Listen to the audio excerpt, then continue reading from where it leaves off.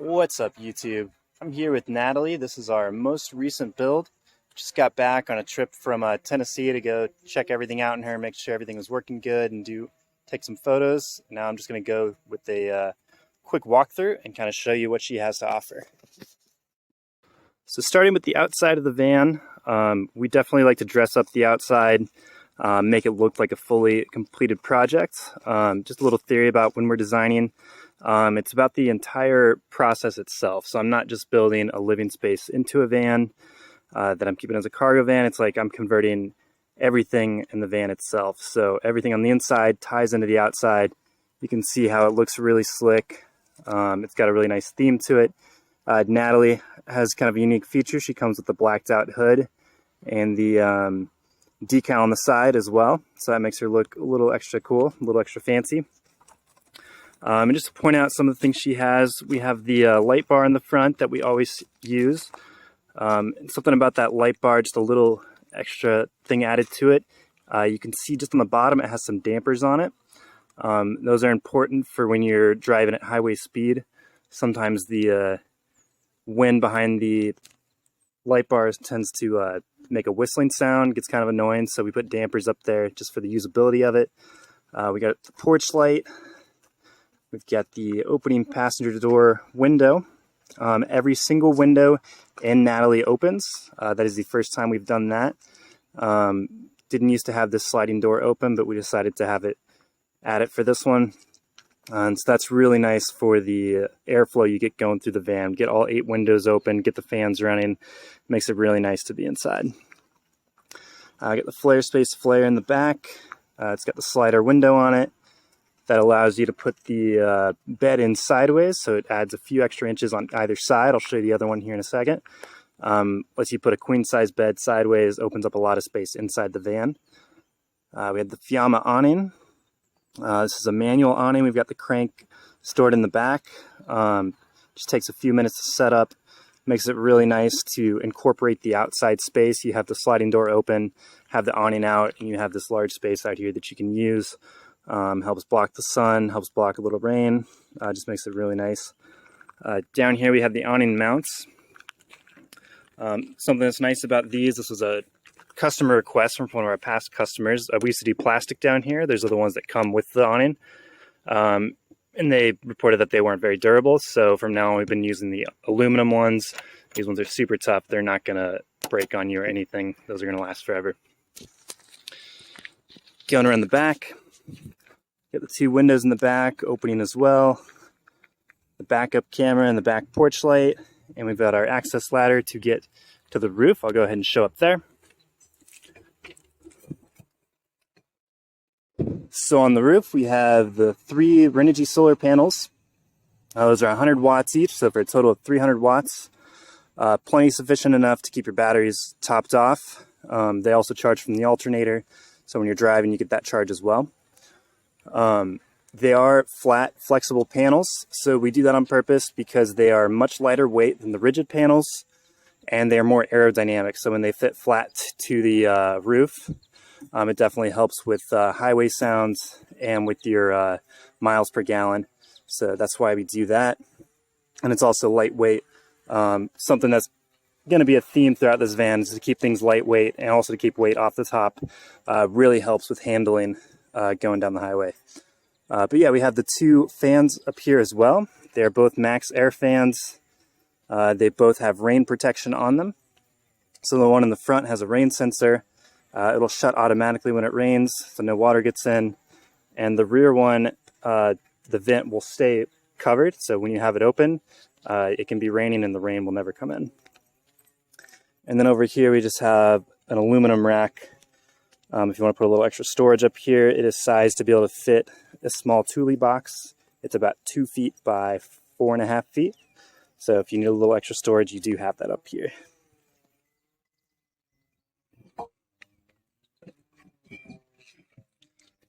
All right, coming around the other side, we have our other flare space flare. Have the opening window. This one is an awning style window. It opens, it pops out instead of sliding.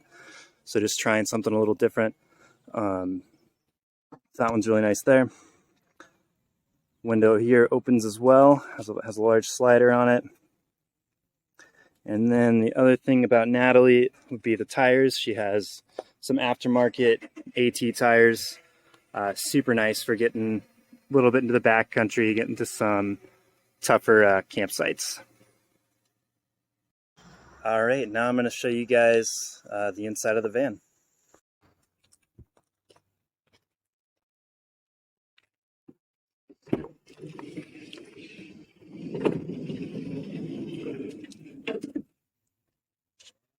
So I'm going to take a step back here and just kind of show you guys the overall feel of entering the inside of the van.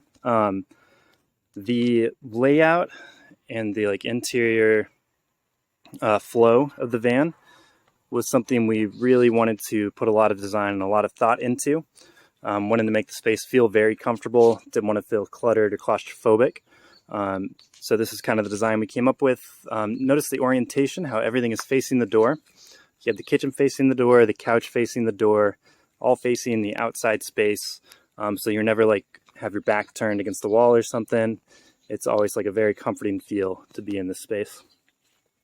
You can go ahead and go inside.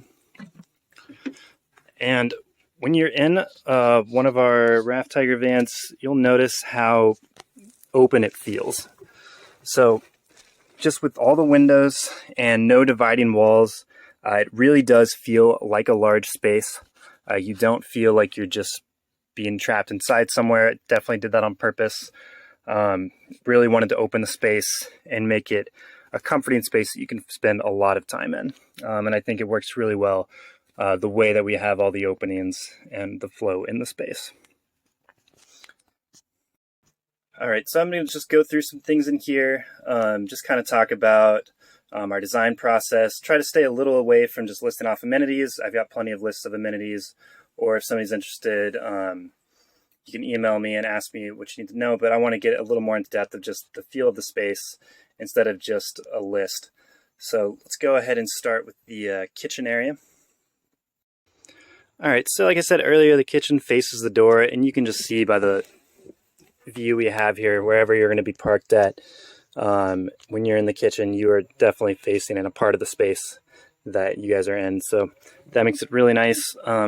Bases a lot off of just being really convenient. I've noticed when you're on the road, you're cooking, you're doing dishes, whatever, you want to make things really convenient and easy for yourself. So that's what we've done here. We've got our faucet, has the sprayer extension on it, makes it really nice. Got hot and cold water to the faucet. And then down here we have a bunch of large drawers down here, got extra or bunches of storage. And then the microwave has been very popular since we started doing that. Just the convenience that it adds really kind of is a game changer when you're out on the road. And then the fridge underneath. So the fridge pulls out this way. Right there. Have it intentionally by the door so that you can pull it out and use it from the outside or the inside of the van. So you have those options. This is a little different fridge than we've been using. This one is a tiny bit bigger and it has dual sections in it. So you can individually control the temperature on either side. You can have a fridge and a freezer. You can have it all freeze. You can have it all fridge. Just a little more convenient than what we've had in the past. And then it slides back in, and like we've been doing, there is the electronic lock on the back side of it. So as soon as you start the vehicle, it locks itself. It won't come flying open.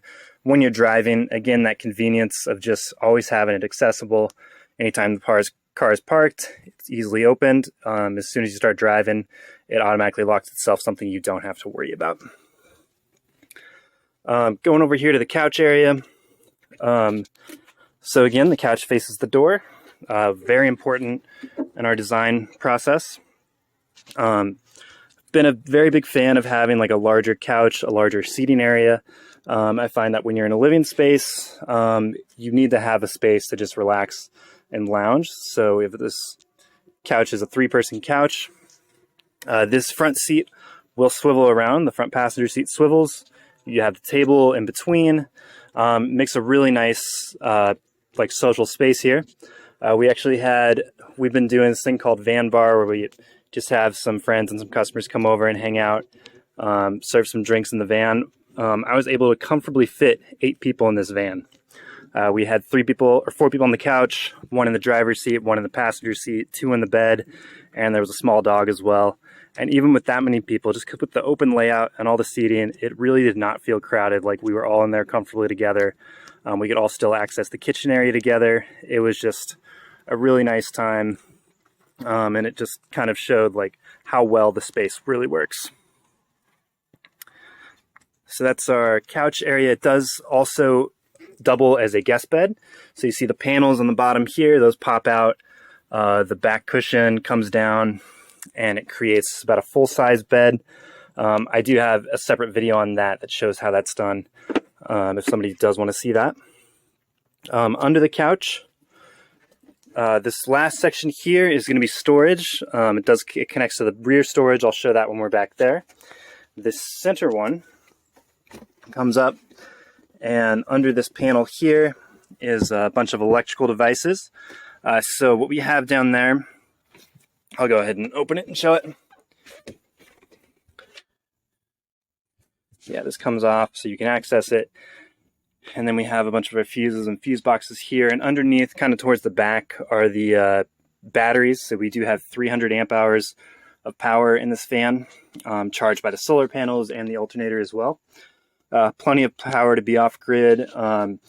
It always, of course, varies on the way you're using it. But the way that I like to just estimate for people is that if you are out for like 3 or 4 days off grid, just with normal use and getting absolutely no charge, it should last for that whole time. If you are sitting in a field with full sun, potentially it could go on forever because you're always getting that recharge from the sun. And then when you drive, of course, the alternator's charging it, which tends to be your largest charge that you get. So if you're driving every day or every other day, that should be more than sufficient to keep your charge up. But a lot of safety devices in here, a lot of convenience. I try to make it as full free as I can. If a view like this would confuse somebody, which I figure for most people it does, that's all right. There's a much easier way to read it. I have a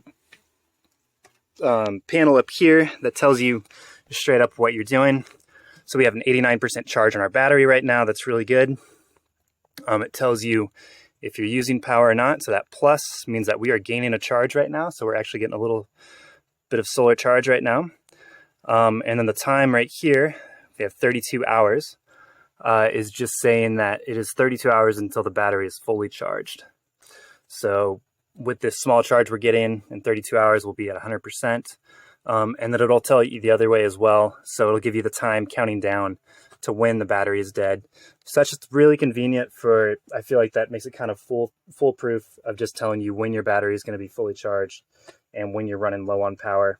It does have an alarm on it. So something else to remind you, if it does get low, it's going to let you know, it's going to have the alarm go off. Just really trying to base it around convenience and usability. Want to make sure that anybody can figure out how this system is working. All right, this other cushion at the very end, this is the composting toilet. So something we've been putting in every one of our vans, and this is something that we custom build. So this is not just like a one that you buy off Amazon and you bolt to the floor. This is actually built piece by piece. Something very important for us to do that. It allows us to fit it under the couch, so it's a few inches shorter than normal, and that lets it fit in its space, which I find really important to get it out of the area instead of having a designated toilet room. Just makes the space so much more livable when you don't have that in the way. But still very accessible. It's just right under the cushion. Real easy to get to, real easy to use. And the other reason we custom build it is because it is virtually maintenance free, or I might say maintenance minimum. So I didn't like the idea of having a toilet with like parts that you have to clean. I feel like that just takes up too much time. It's kind of gross. So this toilet doesn't have any parts that come out that you have to clean. So the way that it works is you basically have a bag system that goes in here for the solid waste. You have the urine diverter for the liquid waste. The urine goes down to a holding tank right here. And that holding tank can be opened or closed. So you can either dump it directly where you're at, or you can hold it closed and dump it when you get to wherever you're going, wherever you want to dump it. And you don't have to, that tank doesn't ever come out, so you don't have to worry about cleaning it or maintaining it or anything. All you got to do is open or close it. And then for the solid waste, you mix it with a sediment, something like kitty litter, sawdust, or peat moss, and that helps it dry out. This fan switch here also helps it dry out as well. And once it dries out, there's essentially no odor. It's really incredible how little odor comes out of these, how well they work. And then whenever that bag is full, you just tie it off and throw it away in a trash can, and you replace it. So that's essentially all the maintenance there is just replacing that bag when it's full. Yeah, and that was important to us to make it convenient, just because it makes it so that it actually is a usable piece of your van. I've noticed in a lot of van builds before, people don't tend to use the toilets because there's a little bit too much work, too much maintenance. I have not seen that with this composting toilet. It gets used regularly because it's just so easy and convenient to use. All right, looking towards the back of the van, we have the queen size bed. So it is a 78-inch long bed. Because of the flares, you're able to fit almost the full length in there. I'm 6'1" and I can sleep completely stretched out on this bed. It's big enough for me. So that's very important to get that larger bed in there, make the van more accessible to more people, taller people that can use it. We have a lot of storage here. So we'll start up here with our bungee system. So like I was saying earlier on the roof, very important to have things that are higher up not be heavy. Keep the van from being top heavy, so that's why we have bungee net storage. It's very lightweight, but it lets you still use that space. We have the window covers in it right now. Found that it's been very convenient for storing those. Over on this side, we have the shelving system. So a question we get a lot is, why are there not doors on it? I don't things fall out of it, stuff like that. And just on the same theme as the weight, it's for the same reason. It's because we don't want a lot of weight high up. Doors tend to be a little bit heavier, and just that little bit really does make a difference. Anywhere you can cut something out, that helps with your handling and your drive quality. And then we have these fabric totes in here. So we've been started doing this because they basically fit perfectly into the space, let you use the whole space. And we found that those are essentially more convenient than any other way of storing up there. They're very lightweight. They come out, which is nice because when you're going on a long trip, all you have to do is take them out, bring them into your house, fill them up, and put them back in the van, so you're not making a bunch of different trips in and out to the van. And they pack more efficiently storage-wise, because you can pack them all the way to the brim and not have to worry about things toppling over. So the last time I was on a trip in one of my vans, I was living in it for about 3 weeks. I actually only filled up about 6 of these. There was so much space in them, I didn't even need the last 2. So it just shows how much use of that space you can get from it. Up towards the front, we do have more storage up here. We have another shelf above the passenger and driver seat. Something we've been doing just to utilize that space. There's so much space above your heads up there. I feel like you have to do something with it. And we've been building that shelf into it. Just lets you get a little more storage into the van. And again, it's the open storage, so it cuts down on the weight, but you're still able to use it. We've got some window covers up here. And this bottom, we have a net here as well. Another window cover in there. Just utilizing all of that space while not weighing down the van. Looking up at the ceiling of the van, another part of the design we tend to get a lot of questions about. It's a unique material, it's a unique design, something you don't see a whole lot in other vans. I feel like typically you see a lot of wood paneling for the ceilings. That's something I'm not going to say I'm never going to do, because I understand it's a very good look, which means a lot. It looks really pretty. But it does tend to be heavy, and it tends to rattle when you're going down the road if you use too many wooden surfaces. So what we do is a 1/4 inch thick piece of OSB. It is the thinnest piece of material that I could find that didn't also bend and buckle in the middle. So it's thin, but it's still durable enough that it's not going to bend. cover that with a fabric that is actually specific to building sound systems. So something you would find in like a subwoofer or like a speaker box. So it helps absorb sound, which makes a huge difference when you're driving. When you're moving or when you're going down like a dirt road, things really don't rattle back here, and any sound that does get made tends to get absorbed through the fabric. Something that we have everywhere in the van, not just on the ceiling, pretty much all the walls, even the darker color, that's still a fabric we have around the van. So it's really nice because it, like I said, absorbs sound. It helps prevent rattling. It's very lightweight. It's much lighter than if it were just like an exposed piece of wood. And then it also is really nice because it adds a level of insulation. So fabric insulates way better than a hard surface. Something that I noticed specifically when I've been like living out of a van or been in one of our vans, especially around the sleeping area, if it is a little bit colder of a night, harder like wood surfaces, metal surfaces tend to stay cold. The fabric will not stay cold. So when you're asleep at night and you roll over and you hit something metal, you're going to instantly wake up because it's cold. But if you have some more fabric around, it makes it a much cozier, much more comfortable area. So that's kind of why we have so much fabric around the space. It tends to work very well. And we're definitely going to continue doing that. But back to the ceiling, we have the 2 fans as well. I already talked about that on the roof, but yeah, it just adds all the ventilation. And they have the rain protection, so they're very convenient. Another convenience about those, they come with a remote. So they both have fully like electronic opening and closing. Same remote works for both of them. It just depends on which one you're pointing it at. Along the same wall, we have our dimmer switches. So we have dual zones for the lighting. Back up at the ceiling, we have the down lights in the back and the front. And then another set of lights up here. These 2 up here, this one and that one towards the back, are individual reading lights, buttons just directly on it. So if you want to just have one light on at night, just so you can read while another person is sleeping, you have that. Also, back to this wall, of course, we have the mirror right there.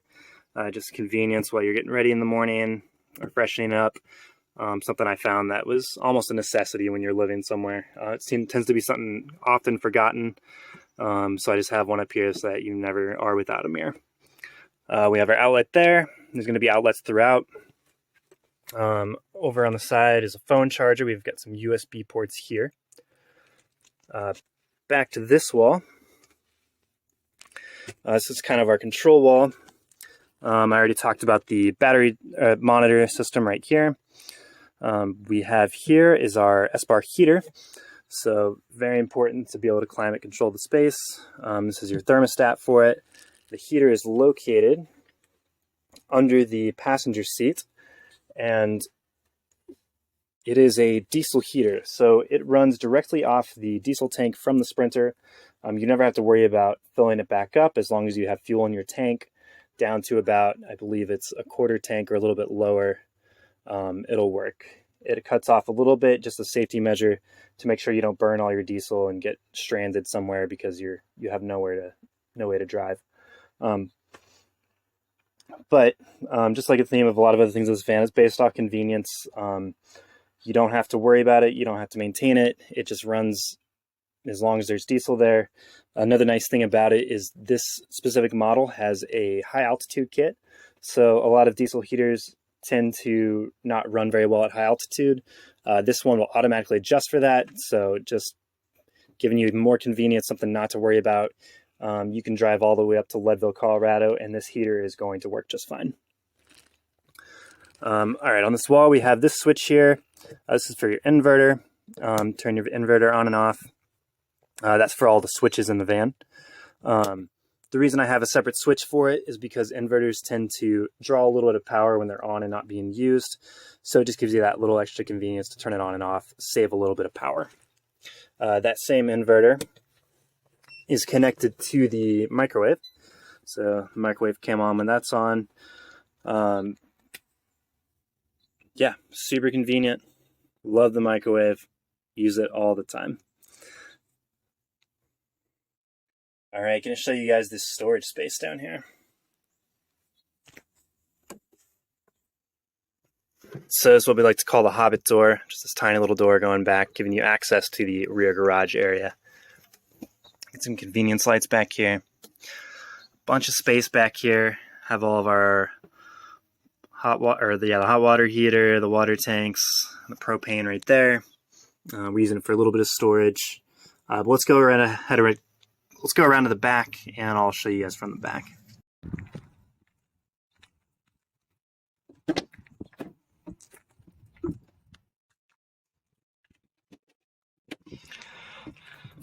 All right, you guys can see how much space is down here. I intentionally leave this space very open. Don't like to build a whole lot into it just because I don't know how people are going to use it. It has tended to be bike storage for most of my customers. I've had one customer fit as many as 3 bikes back here. Another customer built a tray into it that they pull out. They put 2 bikes on. That seems to be the most popular use for it. I also leave it open under the couch. You can see how the cubby goes back there. That's about 8 feet in length or so. Like to have that extra space there just in case you have some longer items. Usually thinking skis or snowboards. They can fit in right there. So that gives you that option as well. Over here we have all of our water, our gray water, our fresh water, and our propane tank. So this compartment right here is where the propane tank is. And that tends to be a very large safety concern, something we do a lot of design around. So that compartment is completely sealed off from the living space. It has a hole or a vent in the bottom that goes down outside the bottom of the van, which is where all the any off gases would vent. It makes it safe to drive with, so you can drive with the propane tank completely open and on all the time, and it's safe and legal to do so. We have our freshwater fill up right here. We have our shower right here on the door back here. So we try to keep that shower as convenient as possible. So you can see it's already set up to be used. All you got to do is open the doors. And to add a little privacy, we do have these hooks right here that go across. There's one on the other door. So you have a privacy curtain. And we also have another curtain that goes across here. So this hook, the hook on the other side of the bed, and that one is just to keep all of your gear dry. So that one would hang right on this opening here and keep water from splashing inside of the van, getting to your gear.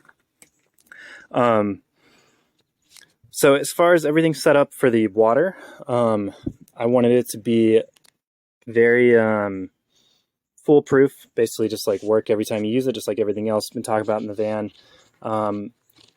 The water pump, I didn't show you the switch for it, it's up front though, but that water pump works for everything. So when that's on, it goes to the sink, goes to the shower, goes through the hot water heater, which is inside of that grated area right there.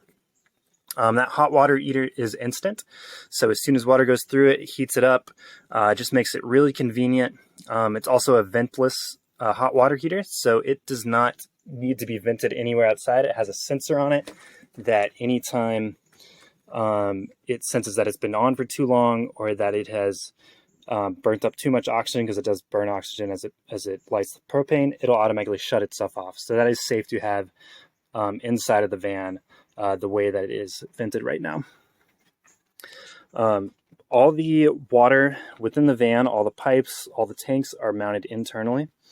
That was done intentionally due to freeze protection. So during any colder months when you're out there camping, you don't have to worry about the water system freezing because it is all internally mounted. As long as the inside of the van is up to temperature, you have that S-bar heater running, none of your pipes are going to freeze, something you don't have to worry about.